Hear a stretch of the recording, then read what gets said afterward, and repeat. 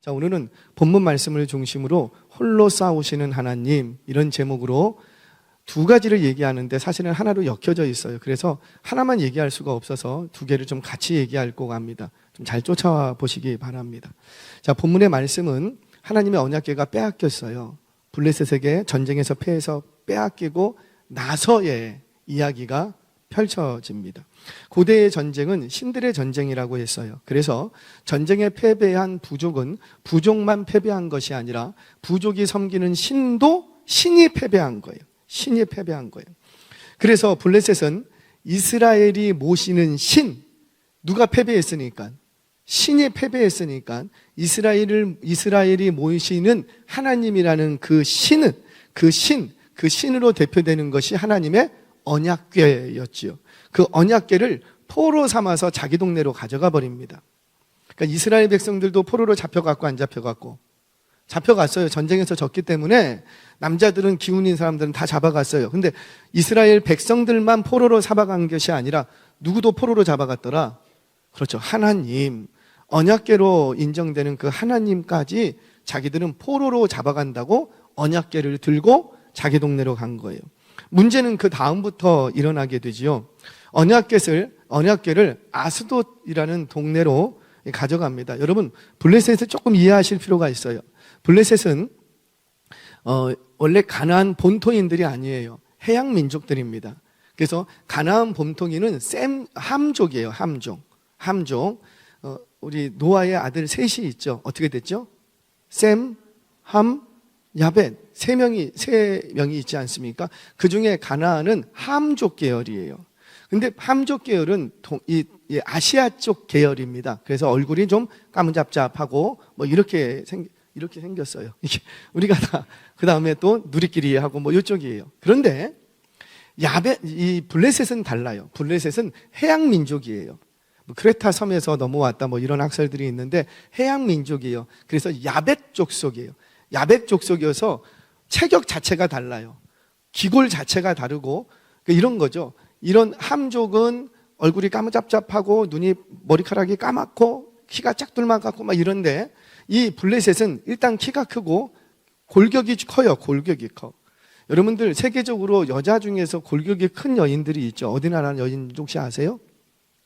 네덜란드 여인들이 골격이 커요. 골격이 커. 그처럼 뭐 블레셋은 뭐 바이킹의 선조였다 뭐 이런 학설까지 있는데 여하튼 간에 해양 민족이에요.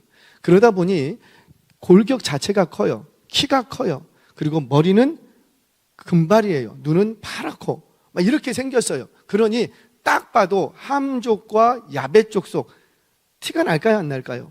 확실히 티가 나요. 죄송합니다. 우리 자매님들 많이 계시는데 함족 계열이 이쁠까요? 야벳 족속이 이쁠까요? 그래요. 솔직해서 감사합니다.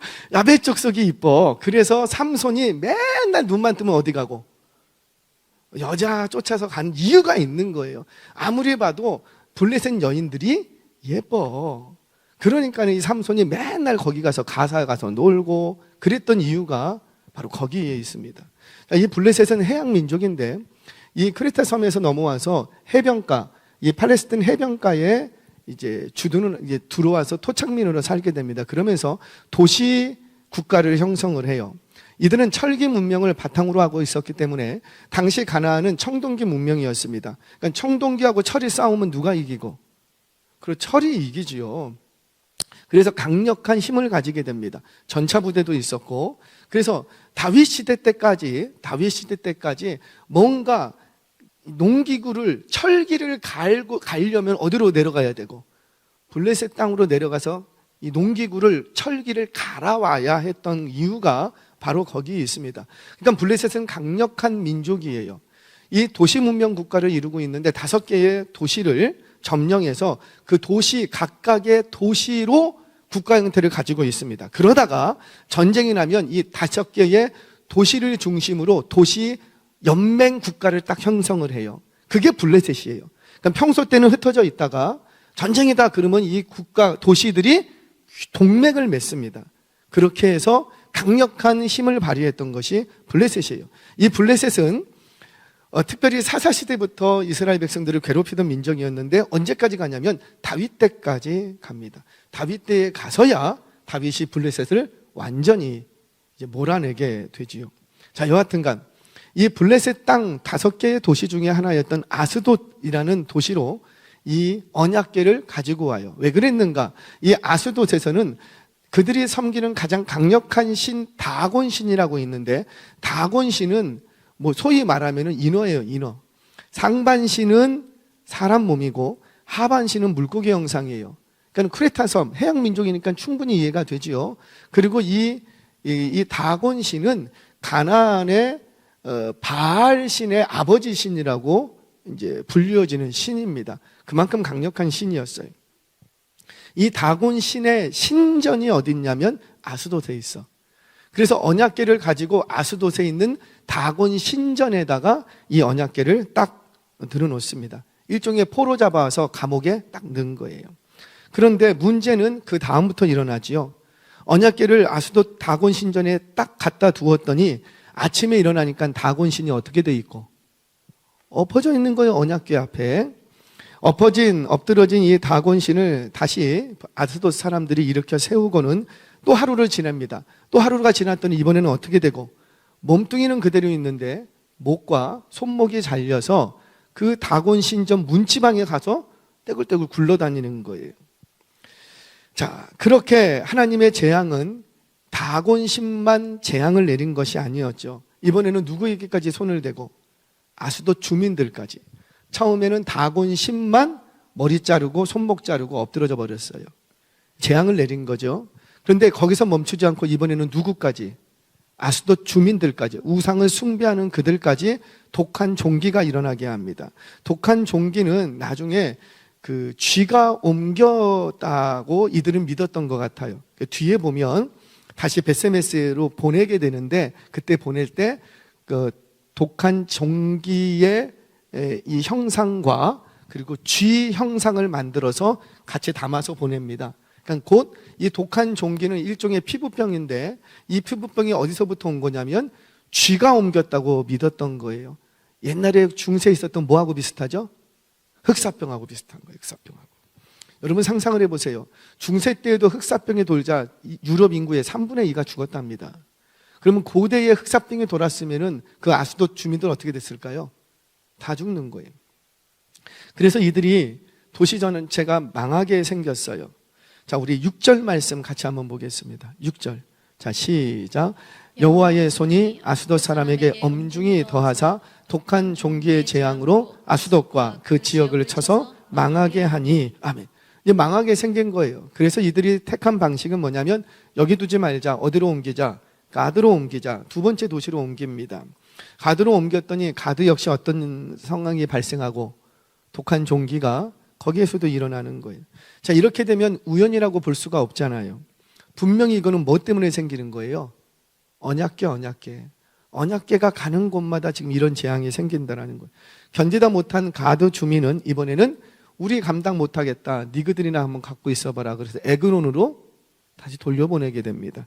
자, 10절 말씀 같이 한번 읽겠습니다. 시작. 이에 그들이 하나님의 궤를 에그론으로 보내니라. 하나님의 궤가 에그론에 이른즉 에그론 사람이 부르짖어 이르되 그들이 이스라엘 신의 궤를 우리에게로 가져다가 우리와 우리 백성을 죽이려 한다 하고. 아멘.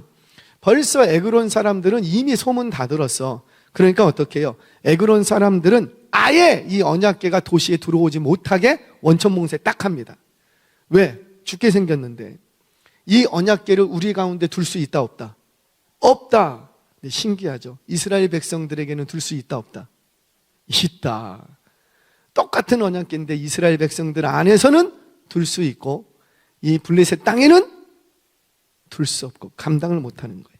자, 그렇게 해서 이 에그론은 우리 땅에 못 들어온다, 우리 도시에 못 들어온다 딱 맞고는 돌려보내자. 어디로? 다시 이스라엘 땅으로. 자, 우리 11절 12절 말씀 같이 한번 읽겠습니다. 시작. 이에 사람을 보내어 블레셋 모든 방맥을 모으고 이르되 이스라엘 신의 궤를 보내어 그 있던 곳으로 돌아가게 하고 우리와 우리 백성이 죽임당함을 면하게 하자 하니 이는 온 성읍이 사망의 환난을 당함이라. 거기서 하나님의 손이 엄중하심으로 죽지 아니한 사람들은 독한 종기로 치심을 당해 성읍의 부르짖음이 하늘에 사무쳤더라. 아멘. 여러분 지금 뭘 보여줄까요? 자, 이스라엘 백성들은 블레셋과의 전쟁에서 패배했어요, 승리했어요? 꼭 자기들 일 아니라고 관심 없이 그러지 말고, 자, 패배했어요, 승리했어요? 패배했어요. 분명히 패배했어요. 손가락질 당할 것이고 손가락질 받는 인생으로 전락합니다. 누가 봐도 실패한 인생이라고요. 그러나 이스라엘 백성들은 실패했어도 하나님은 실패한다 안 한다? 안 한다 안 한다. 기억하세요. 우리는 실패해도 하나님은 실패하신다 안 하신다? 안 하신다. 아멘이세요? 우리는 망해도, 나는 망해도 우리 하나님은 망한다 안 망한다? 안 망한다. 우리가 믿노라 하면서 믿지 않는 사람들 말고 우리가 믿음이 있다고 하면서도 자주 절망하고 낙심하는 이유가 뭐예요? 시험에 드는 이유가 뭐예요? 내가 실패하면 하나님도 실패했다고 생각하는 경향이 있어. 아니에요. 나는 망해도 우리 하나님은 망하지 않으세요. 나는 포로로 끌려갈지라도 우리 하나님은 포로로 끌려간다 안 끌려간다? 안 끌려간다. 거기 가서 그 동네를 완전히 쑥대밭으로 만들어버리시는 분이세요. 우리는 하나님께 영광을 돌린다고 했을 때, 우리 지금도 뭐 하나님께 영광 돌리는 삶을 살기를 원합니다. 막 우리 영광 받으셔서 막 찬양도 하고, 우리가 영광을 돌린다고 했을 때 내가 뭔가 대단한 업적을 남기거나 세상에서 승리하고 잘 되고 뛰어난 인물이 되고 1등이 되고 그래야 하나님이 영광 받으신다고 생각하는 경향이 있어요. 이걸 뭐라고 하냐면 세속화에 물든 기독교라고 합니다. 우리는 흔히 그러죠. 주님, 얘 잘 되게 해주셔서 하나님께 영광 돌려야 돼. 여러분, 잘 돼야 하나님이 영광 받으십니까? 내가 1등을 해야 하나님이 영광 받으십니까? 우리의 자녀들, 죄송해요, 1등까지는 아니고 10등 해야 하나님이 영광 받으십니까? 야, 너 록펠러처럼, 록펠러 봐, 서기왕 록펠러. 그는 인생 속에서 숱한 많은 교회들을 건축하고 하나님께 영광 돌리는 삶을 살았어. 너도 록펠러처럼 하나님께 영광 돌려야 돼. 그건 꿈도 꾸지 마세요. 록펠러는 한 사람으로 충분해요. 여러분, 죄송합니다. 우리 여기 우리 청년들 둘, 넷, 5분 이렇게 쪼르르 앉아 계셔. 좀 답답해 보여. 셋, 둘 앉든가. 다들 넓게 앉았는데 거기만 쪼르르. 청년들, 우리 반주자, 죄송합니다. 청년들인데 그냥 청년들을 타겟으로 얘기하니까 본인들 얘기인 줄 아세요. 청년들이 돈을 많이 벌어야 하나님이 영광 받으신다고 생각하지 마세요. 우리 하나님 그런 하나님 아니십니다. 내가 1등을 하고 내가 좋은 회사에 취직을 하고 좋은 배우자를 만나서 좋은 믿음의 가정을 이루어야 하나님께 영광 돌려야지. 천만의 말씀이에요. 우리 하나님 그걸로 영광 안 받으세요. 여러분 기억하세요. 우리는 하나님 앞에 영광을 돌린다고 얘기할 때 내가 뭘 해야 우리 하나님이 영광을 더 받으시고, 내가 못하면은, 내가 망하면, 우리 회사가 망하고 내가 꼴찌를 하고 이번에 뭐 회사 취직도 못하고 막 학교에서 떨어지고 그러면 내가 하나님의 영광을 가리었다고 생각하는데 절대로 안 그래요. 제 장담합니다. 절대 안 그럽니다. 나중에 하나님이 그러신다면 저한테 손해배상 청구하세요. 절대 안 그럽니다. 내가 큰 부자가 돼도 우리 하나님 영광 더 받으시거나 내가 가난해졌다고 해서 우리 하나님의 영광이 가리워진 거나 그러지 않아요.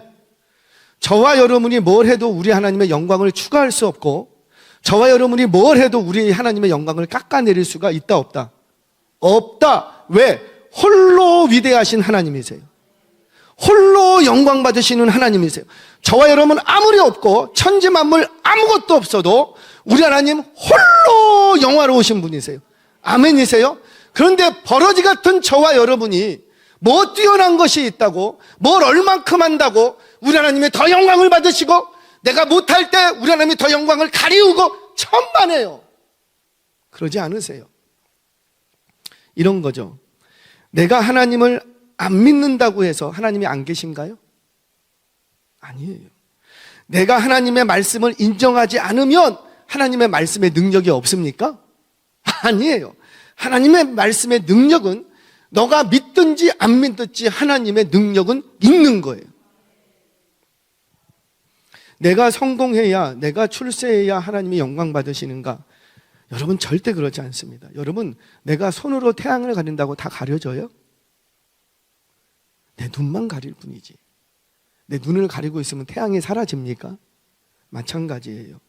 우리는 너 앞으로 성공해서 뭐 록펠러처럼 돼서 하나님께 영광을 돌려야 해. 그러지만 그런 거짓말 하지 마세요. 그냥 부모들이 좀 잘 되고 싶어서 그러는 거 아니에요? 호강하고 싶어서. 내 아들 좀 못되면 손가락질 받을 것 같으니까, 창피할 것 같으니까. 우리 자녀들이요, 속지 마세요. 저는 괜찮아요. 꼴찌해도 괜찮아. 할렐루야. 정말이에요. 꼴찌한다고 해서 그 인생이 망가지는 인생인가요? 그건 아니잖아요. 저는요, 정말이에요. 꼴찌해도 괜찮아요. 물론 꼴찌만 하면 안 되겠죠. 무슨 말인지 아시지요? 그런 걸로 하나님의 영광을 더하거나 덜할 수 없다라는 거예요. 이걸 아는 게 겸손입니다. 그래서 그리스도인들은 성공할 때도 교만하지 않고 실패해도 낙심하지 않는 거예요. 오늘 본문이 보여주는 내용이 바로 그거예요. 이스라엘 백성들은 분명히 패배했어요. 블레셋에게 굴복했고 포로가 되었고 조공을 바쳐야지 돼요. 이게 현실이에요. 얼마나 수치스럽고 우리 하나님의 영광을 내가 가리웠다. 우리는 그럴 거 아니냐고요. 그렇다고 해서 하나님도 패배했는가? 하나님이 다곤 신에게 굴복했는가? 하나님이 종옥을 바치는가? 하나님의 영광 받지 못하시는가? 천만의 말씀이라. 우리는 실패해도 하나님은 홀로 블레셋 땅을 누비시면서 홀로 영광 다 받으십니다. 다곤 신전에 하나님의 언약궤를 두자 다곤 신이 엎드러지죠. 하나님 앞에서 목이 잘리고 손목이 잘리는 거예요. 그럼 누가 이긴 거예요? 하나님이 이기신 거예요. 하나님이 홀로 블레셋 도시를 다니시면서 홀로 싸우십니다. 이게 무슨 말이냐면 하나님은 홀로 스스로 영광 받으신다는 거예요. 그렇다면 우리 질문해 봐야죠. 내가 영광을 더하거나 영광을 덜할 수 없다면 왜 하나님은 나에게서 영광 받기를 원하시고 왜 우리에게 영광을 돌리라고 하시는가? 왜 그럴까요? 모든 영광은 다 누구에게 돌려야 돼요? 그래, 원래 하나님께 돌려야지 돼요. 그래서 돌리라는 거지. 너가 돌리면 내 영광이 더 쌓이고 너가 안 돌리면 내 영광이 사라지고 그런 문제가 아니라는 거죠. 모든 호흡 있는 것들은, 창조된 것들은 다 호흡하는 동안에 누구에게만 영광을 돌리고 하나님께만 영광을 돌리는 게 마땅한 거예요. 그래서 영광을 돌리라고 하는 거지. 너가 영광을 돌리면 내가 더 영광을 받고 너가 영광을 안 돌리면 내 영광이 손상을 당하고 그러는 차원의 문제가 아니라는 거예요. 사랑하는 여러분, 그러면 하나님께 영광을 돌리려면 어떻게 해야 될까요? 돈을 많이 벌어서 영광 돌린다? 내가 출세해서 영광 돌린다? 내가 검사, 판사, 대통령이 돼서 영광 돌린다? 그럴 생각하지도 마세요. 그거를 로마서에서 뭐라고 하냐면 하나님의 영광을 썩어질 것으로 바꾸었다. 돈, 명예, 권력. 이번에 트시 아저씨가 이제 트럼프 대통령으로 당선이 됐어요. 여러분, 대통령으로 당선됐기 때문에 하나님의 영광 받으십니까? 아니라는 거예요. 하나님의 영광을 썩어질 것들과 바꾸지 말래요. 썩어질 것과 바꾸지 말래요. 그런데 자꾸 우리는 교회에서 어떻게 가르치냐면 이제껏 너 잘 돼야 돼. 돈 많이 벌어서 하나님의 영광을 드러내야 돼. 죄송해요. 돈 없어도 하나님의 영광 돌릴 수 있어요. 그럼 어떻게 돌릴 수 있는가? 간단합니다. 우리 지난 시간에 말씀했던 걸 조금 연결해 볼게요. 하나님이 우리에게 관심 갖는 건 뭐라 그랬죠? 날마다 믿음. 아멘이세요? 우리 하나님은 우리에게 요구하시는 게 관심 있는 건 딱 너가 얼마나 예쁘니? 너가 얼마나 돈이 많니? 얼마나 출세했니? 그런 게 아니고 뭐만 본다고요? 너가 믿음이 있니? 없니? 그것만 관심이 있어요. 이 말은 곧 뭐냐면 우리 하나님이 언제 영광 받으시냐면 기억하세요. 말씀에 순종할 때 영광 받으죠. 돈을 좀 못 벌어도 괜찮아요. 몸이 병들어도 괜찮아요. 사람들한테 손가락질 밟고 세상에서는 실패한 인생이라고 해도 괜찮아요. 그런데 너가 오늘도 나의 말에 순종하고 있니? 보이지 않는 하나님의 말씀에 순종하고 있니? 우리 하나님은 영광 받으시는 통로가 딱 하나예요. 너가 나의 말에 순종할 때 우리 하나님은 영광을 받으신답니다. 사랑하는 여러분, 말씀에 순종하는 것이 영광을 돌리는 것이고 말씀에 순종하는 것이 우리의 승리가 됨을 믿으시기를 바랍니다. 자, 그렇다면 이제 질문할 수 있겠죠. 우리 하나님은 이렇게 이스라엘과 아벡과의 전쟁에서는 움직이지 않으시다가 블레셋 땅으로 딱 들어가셔서는 홀로 움직이시면서 홀로 싸우십니다. 그러면 질문할 수 있겠지요. 왜 블레셋과의 전쟁에서는 가만히 계시다가 왜 이제 와서 움직이시냐고. 왜 그럴까요? 이유는 딱 하나예요. 우리 하나님은 우상을 미워하기 때문이에요. 우상을 미워하기 때문에.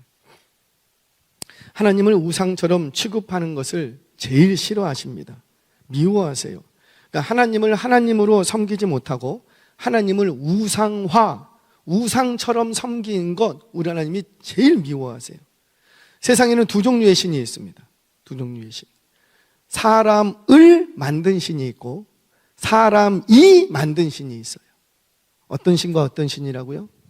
사람을 만든 신이 있고 사람이 만든 신이 있어요. 사람이 만든 신을 우리는 뭐라고 하고?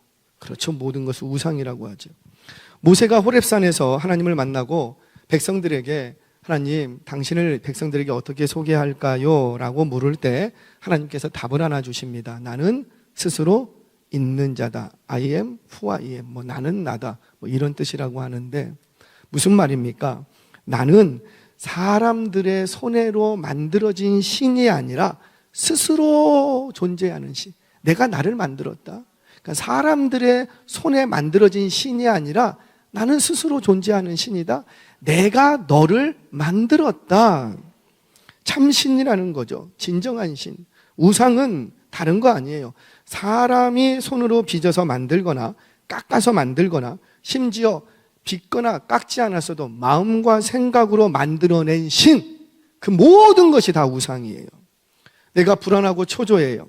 낚싯대고 근심돼요. 그래서 나를 위로해주고 나를 좀 안심시켜줄 신을 내가 만들면 그건 다 뭐라? 우상. 그게 다곤이고 그게 바알인 거예요. 내 마음을 의지하고 싶은 신. 그게 남편이 됐든 아내가 됐든 애인이 됐든 뭐가 됐든 간에 대학이 됐든 저 대학만 들어가면 내가 마음이 편할 것 같아. 마음이 불안해. 그래서 만들어낸 모든 것들이 다 뭐라? 우상이라는 거죠. 하나님께서는 시내산에서 이 백성들에게 두 번째 계명을 주셨죠. 이미 다 우리 저녁 예배 시간에 살펴봤어요. 너를 위하여 새긴 우상을 만들지 말고 너를 위하여란 말은 무슨 말이에요? 너가 안심하고자, 너가 불안을 떨쳐내고자, 네 마음의 평안을 얻고자 네가 너를 위하여 만들어낸 새긴 우상을 만들지 말고 또 위로 하늘에 있는 것이나 하늘에 있는 것이나 아래로 땅에 있는 것이나 땅 아래에 있는 물속에 있는 것에 아무 형상이 있는지 만들지 말고 그것들에게 절하지 말라. 왜? 헛된 것들이기 때문에. 헛된 것들이. 그런데 이스라엘 백성들이 하나님을 뭐 하기 시작하냐면 우상처럼 만들어버리는 거예요. 여러분, 우상의 특징이 뭐예요? 방금도 말씀드렸지만 만들어진 신이에요. 조작된 신이라고 합니다. 조작된 신.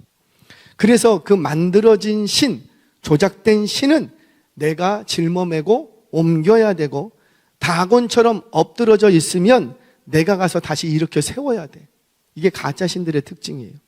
자기가 혼자 못 써. 그러니까 누가 가선가 세워줘야 돼. 정승 엎어져 있어, 비바람에. 그러면 우리가 가서 어떻게 해야 되고? 다시 세워줘야 돼. 스스로 일어나지 못해요. 그래서 헛되다는 거예요. 자기도 하나 못 지키는데 누굴 지켜? 그런데 우상에 중독된 이 아스돗 사람들이 하는 일이 뭐예요? 다곤 신전에다가 뭘 갖다 놓고? 언약궤를 갖다 놓습니다. 왜 언약궤를 갖다 놓죠? 이 언약궤가 뭐라는 거예요? 신이라는 거예요. 언약궤가 신이라는 거예요. 언약궤가 진중에 들어오자 이 블레셋 백성들이 뭐라 그랬어요? 저들의 신이 오늘 저들 가운데 왔다. 언약궤가 뭐라는 거예요, 지금? 신, 하나님이라는 거예요. 여러분, 언약궤가 하나님이에요? 언약궤는 하나님이 아니에요. 혼동하시면 안 돼요. 언약궤는 하나님이 아니에요. 누군가가 짊어매고 움직여 줘야 되는 신이 하나님이시겠냐고요? 절대 아니에요. 언약궤는 뭐예요? 그저 하나님의 임재가 있는 장소, 하나님이 우리를 만나주려고 특별하게 만들어 놓은 곳. 물론 이것도 신약시대 가면 없어져 버립니다. 왜? 이거는 하나님이 아니에요. 하나님. 그런데 우상 중독에 빠진 이들은 하나님을 우상화합니다. 그리고는 언약궤를 다곤 신전에 딱 갖다 놓는 거예요.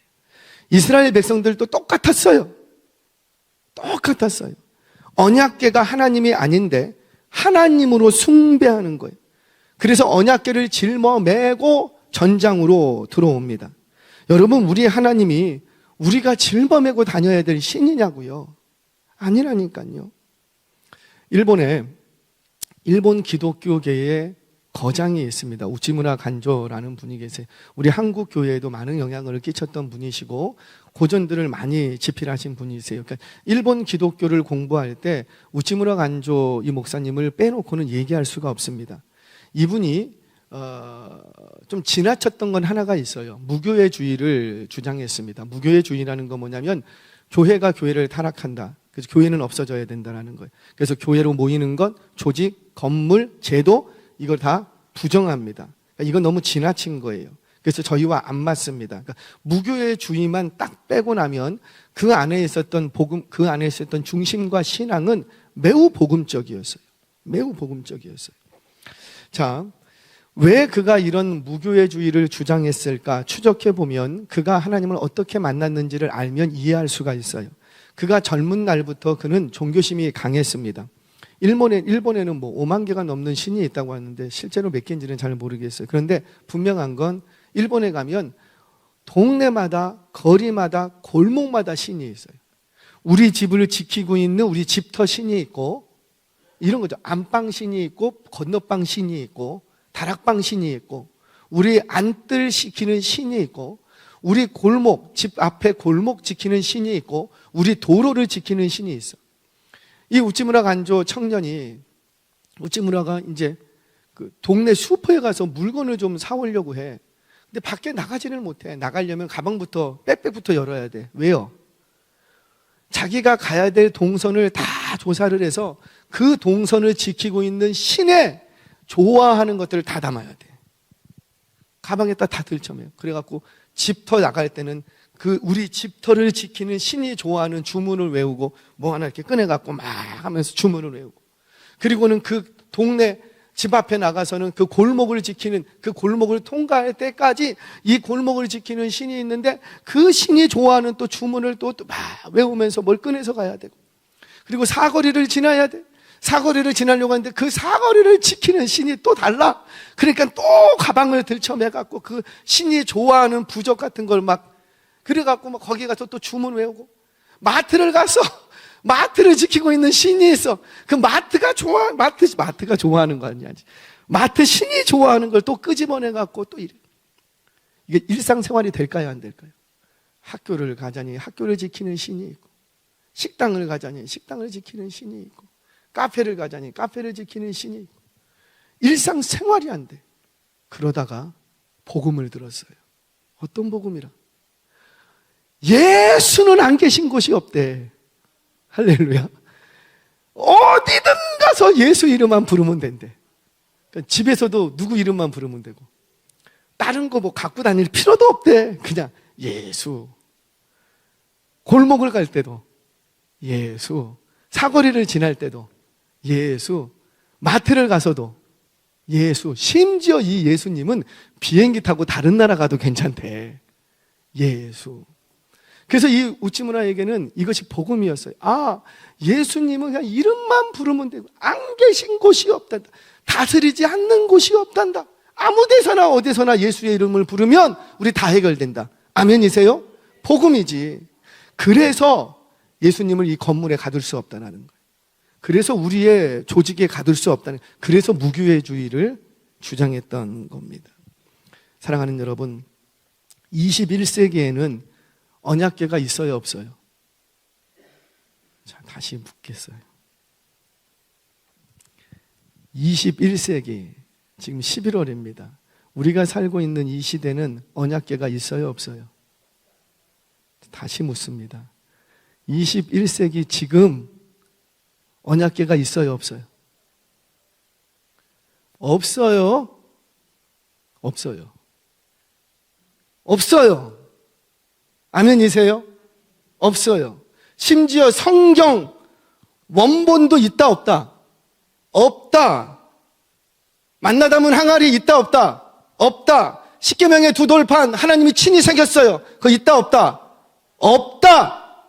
아론의 쌍난 지팡이 있다, 없다? 없다. 왜 없을까요? 그 중에 뭐 하나 남겨놨으면 우리 얼마나 자랑할 게 많냐고. 봐라, 성경이 진짜다. 이거 하나님 살아계신 거 봐라. 얼마나 자랑하고 다니겠냐고. 근데 그게 있다, 없다? 없다. 왜 없어요? 우리가 뭐 하기 좋아하니까. 우상화 하는데 우리는 전문가야. 뭐 하나만 있으면 우상화 하는 거예요. 우상화. 우리 주님 말씀하셨습니다. 하나님께서는 나는 보이지 않는다. 나는 영이다. 나는 무소부재하다.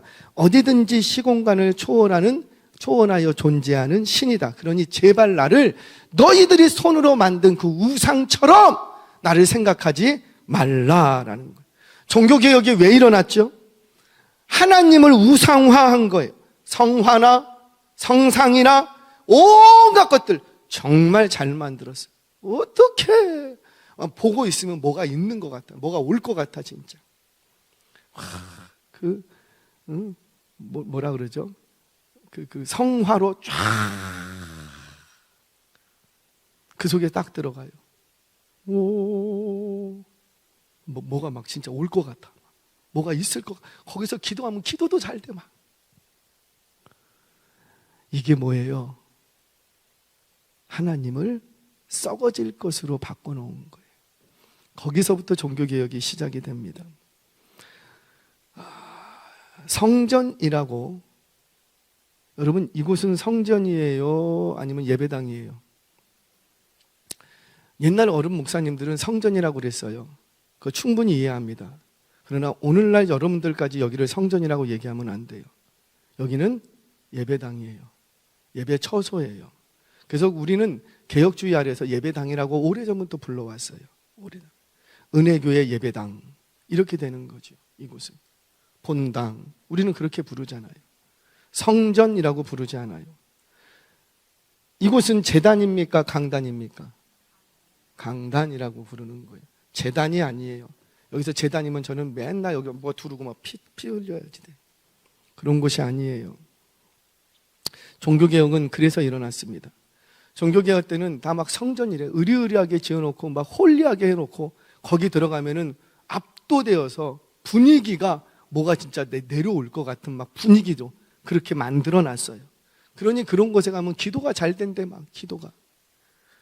여러분 아니에요. 우리 하나님을 그렇게 우상화 그렇게 만들지 마시라고요. 심지어 종교개혁 때는요, 회개만 하면 될 것을 회개로 부족하다면서 면죄부라는 종이 쪼가리를 하나 만들어서 그거 부적처럼 팔았다고요. 1,000만 원짜리, 1억짜리, 100만 원짜리. 그래요. 그거 지니고 있으면 자기 회개 받았대. 이게 뭐예요? 이게 우상화예요. 우상화. 하나님을 왜 우상화를 만들어? 정말 어리석죠. 그런데 이런 어리석음이 예나 지금이나 똑같이 있더라는 거예요. 똑같이. 아수도 사람들이 얼마나 우상숭배에 중독이 되었는지 좀 보겠습니다. 4절 5절 같이 한번 읽겠습니다. 4절 5절. 자, 시작. 그 이튿날 아침에 그들이 일찍이 일어나 본즉 다곤이 여호와의 궤 앞에서 또다시 엎드러져 얼굴이 땅에 닿았고 그 머리와 두 손목은 끊어져 문지방에 있고 다곤의 몸뚱이만 남았더라. 그러므로 제사장들이나 다곤의 신전에 들어가는 자는 오늘까지 아스돗에 있는 다곤의 문지방을 밟지 아니하더라. 아멘. 여러분 참 어리석지 않아요? 다곤은 몸뚱이가 목이 잘리고 손목이 잘렸다고요. 그러면 이 신은 죽은 진짜 신이에요, 가짜 신이에요? 가짜 신. 이거 우리가 우상을 섬겼구나, 그렇게 깨달아야 되는데, 이 아스돗은 우상에 중독되고 나니까 어떻게 합니까? 그 몸뚱아리, 그러니까 그 머리와 두 손목이 끊어져서 문지방에 가 있으니까 이제 뭐를 또 우상으로 만들고, 문지방을, 그리고는 문지방을 신성화하는 거예요. 이거 밟으면 안 된다고. 여러분, 우리 이곳은, 이 건물은 건물로서의 의미가 있습니다. 의미가 없는 게 아니에요. 이거 나중에 또 좀 심각하게 좀 얘기를 해요. 건물이 갖고 있는 사역이 있어요. 자, 여하튼간 이곳은 성전이 아니에요. 이것은 예배 처소예요. 만약에 이곳이 성전이면 다른 곳은 성전이 아닌 게 되는 거예요. 그래서 우리는 모든 곳이 다 성전이 되어야지 돼. 아멘이세요? 내 집도 주의 영이 거하시니 성전, 내 일터도 주의 영이 나와 함께 하시니 성전. 그래서 사실은 성전은 주의 영이 우리와 함께 하신 모든 곳이 되어야지 돼요. 그런데 여기만 성전이라고 얘기하면 남은 곳은 성전이 아니게 되는 거예요. 그래서 성전이라는 말은 맞지 않는 거예요.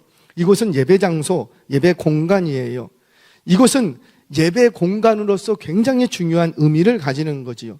그 이상의 어떤 이 건물을 가지고 신성화하면 된다, 안 된다? 안 된다라는 거예요. 여러분, 사람이 건물을 위해서 있는 거예요? 건물이 사람을 위해서 있는 거예요? 건물이 사람을 위해서 있는 거잖아요. 그런데 처음에는 건물이 사람을 위해서 세워졌어. 근데 시간이 지나고 나니까 이제 뭐만 더 귀하고, 건물을 지키겠다고. 아니라는 거예요. 아까도 얘기했습니다. 이 강단. 여러분들 강단 올라갈 때 무섭습니까? 올라가 보세요. 강단, 여기하고 뭔 차이가 있죠? 차라리 주의 말씀에 대한 경외심이 있으면 오케이. 주의 말씀에 대한 경외심도 없으면서 단지 이곳에 올라가는 게 어디 신성한 곳에 들어가는 것처럼 생각한다면 그건 아니라는 거예요. 말씀에 대한 경외심이 있으면 오케이. 이곳은 뭐 하는 곳이니까? 말씀이 선포되는 것. 사람에게 권위가 있는 것이 아니라 말씀의 권위가 있는 거예요. 아멘이세요? 우리는 그 말씀의 권위 앞에 누가 설교하시든지 간에 그 말씀이 잘못된 말씀이 아니라면 우리는 그 말씀 앞에 순종할 준비를 하고 있습니다. 사람 앞에 순종하는 게 아니고 말씀 앞에 순종할 준비가 있는 거예요. 그래서 말씀에 대한 경외심은 우리가 가져야 돼요. 하지만 공간, 자리, 거기에 대한 신성화는 우리가 있으면 안 된다는 거지. 심지어 기도에도 묶이지 마세요. 제게 기도를 받으면 나을 것 같다고 믿으십니까? 저도 정말 그랬으면 좋겠어요. 제가 기도하면은 막 죽었던 자도 일어나고 할렐루야, 암병이 치료가 되고. 한때는 그런 적도 있었는데, 여러분, 제가 기도해서 낫는 게 아니라 믿음의 기도가 나음을 주는 줄 믿으시기 바랍니다. 누가 기도해도 믿음의 기도가 그 영혼을 살리는 거예요. 저는 저의 기도보다 자녀들의 기도, 병든 부모님을 위해서 자녀들이 눈물비로 기도하는 그 기도가 저는 더 능력이 있다고 믿습니다. 여러분들의 자녀를 위해서 여러분들의 부모님들이 금식하며 눈물 뿌려가면서 기도하면 그 기도가 진짜 능력 있는 기도가 되는 줄 믿습니다. 왜 그래요? 그 사정을 다 알아. 누구보다도 잘 알아. 그래서 그 기도는 진짜 중심 있는 기도가 되는 거예요. 그래서 저는 담임 목사로서 여러분들의 사정과 마음을 알기를 원합니다. 저는 가짜가 되고 싶지가 않아요. 제가 여러분들을 몰라요. 근데 기도해달래요. 그러면 제가 어떻게 기도하지요? 이름만 써 올라와. 제가 이분이 누군지를 몰라. 그동안에 어떤 삶을 살았는지, 지금 어떤 어려움이 있는지 내가 몰라. 그런데 단지 기도 제목 하나에 저도 모르는 사람의 이름 하나가 딱 있어요. 그리고는 기도해 달래요. 저를 이상한 목사로 만들지 마시기 바랍니다. 저는 혹시라도 그렇게 해서라도 병이 나았다면, 그렇게 해서 병이 낫고 제가 기도했더니 병이 나았다면 제가 병들어요. 제가 병드는 거예요. 제게 무슨 신령한 능력이 있는 것처럼 제가 병드는 거예요. 그래서 저는 여러분들한테 신방해야 됩니다. 자꾸 만나야 됩니다. 제가 당신의 얘기를 들어야 됩니다. 그래야지 뭐 기도가 나오지. 근데 잘 몰라. 잘 모르는데 기도만 해달래. 죄송해요. 저는 가짜 목사 되고 싶지가 않아요. 신방 안 받으신 분, 신방 받으시기 바랍니다. 정말이에요. 그래요. 여러분들의 가정, 저 알아요. 가정이 뭐 초라해서 저를 못 부르십니까? 저 괜찮아요. 여러분들이 사시고 있는 어떤 집보다도 제가 살던 집이 훨씬 못합니다. 제 장담합니다. 어떤 집보다도, 어떤 환경보다도 제가 경험했던 환경이 훨씬 안 좋아요. 훨씬 안 좋아요.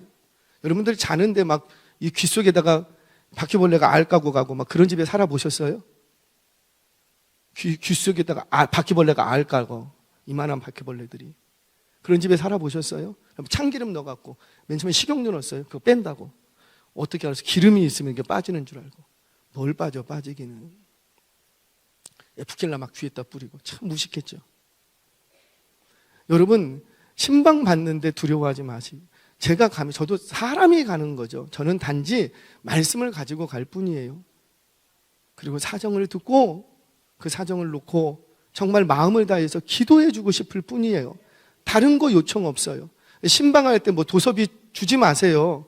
그거 주지 말라고 하는 이유가 있는 거예요. 저를 병들게 하지 말라고요. 그것 때문에 거기 가는 것처럼 비춰지게 만들지 마시라고요. 그런 거 생각하지 마세요. 물론 저희 교회 성도가 아니면 저는 받을 거예요. 저희 교회 성도님이 아닌데 저에게 뭘 요구하면 저는 사례를 주세요라고 당당히 요청할 거예요. 하지만 우리 교회 성도님들에게만큼은 그럴 필요가 없다라는 거죠. 왜요? 우리 교회 성도님이시니까. 사랑하는 여러분, 저는 마음을 다해서 기도하고 싶고 여러분들과 소통하기를 원합니다. 그런 것 없이 그저 기도만 해주세요. 그게 바로 주문 외우는 거라고요. 누군지도 몰라요. 그런데 이름 하나 딱 써놓고는 기도해 달래요. 혹시라도 그렇게 해서 병이 나았다 그러면 누가 병든다고요? 그때부터? 내가 병든다고요. 나한테 무슨 신적인 어떤 능력이 있는 거. 저는 무당이 아니에요. 목사의 기도는 부적이 아니에요. 저한테 매일 기도해 달라는 분이 계세요. 그래서 오늘은 제가 얘기를 했어요. 기도에 묶이지 마십시오. 저는 목사로서 기도를 요청하면 기도를 해드릴 겁니다. 그게 목사의 본분이기 때문에 언제라도 기도를 해드립니다. 그러나 저의 기도만이 당신을 살릴 거라고 생각하지 마세요. 기도에 묶이는 거예요. 참 어리석은 거예요. 물론 교회 공동체는 서로를 위해서 기도해야 됩니까? 말아야 됩니까? 해야 돼요. 장로님들에게 기도를 청하고 기름을 바르고 기도하고 합심해서 기도하고, 이건 교회 공동체의 책임이에요. 책임이에요. 그런데 그것조차도 우상화하지 말라는 거죠. 오늘 이 언약궤를 상실해버린, 잃어버린 사건은 모든 우상으로부터 우리 하나님이 거부하시는 거예요. 다니시면서 우상의 모가지들을 다 잘라버리십니다. 그게 우리 하나님이세요. 말씀을 정리합니다. 저와 여러분들 앞에 있는 다곤이 뭡니까? 다곤이 뭡니까? 우리가 손으로 만든 나무 조각을 우리는 우상으로 섬기지 않을지라도 내가 내 안에서 만들어낸 우상이 뭐냐는 거예요. 자녀가 우상이 될 수도 있고, 오늘날은 만몬주의죠. 돈이죠, 돈. 나 두려운데, 나 걱정이 많은데, 나 노후에 대해서 너무 불안한데 돈만 있으면 안심할 것 같다. 돈만 있으면 마음이 평안해져. 그건 뭐예요? 우상이에요, 우상. 그렇게 우상을 만들면 그 우상에 묶이는 거예요. 그러면 자유함이 없어요. 세상의 모든 우상은 나를 지켜주는 것이 아니라 나를 망하게 만듭니다. 하나님 외에는 다른 신이 있다 없다? 없다. 오직 보이지 않는 하나님을 말씀을 통해서 믿고 말씀을 통해서 신뢰하고 말씀을 통해서 하나님을 마치 보이는 것처럼 신뢰하고 의지하고 힘으로 삼으시기를 바랍니다. 그렇게 할 때 적진을 홀로 누비시면서 싸우시는 하나님이 여러분들의 도움이 되시고 승리자가 되실 줄로 믿습니다. 내 안에 모든 우상을, 무상화되려고 하는 모든 것들을 끊어내고 오직 말씀으로 승부를 거는 저와 여러분 되시기를 주의 이름으로 축원합니다.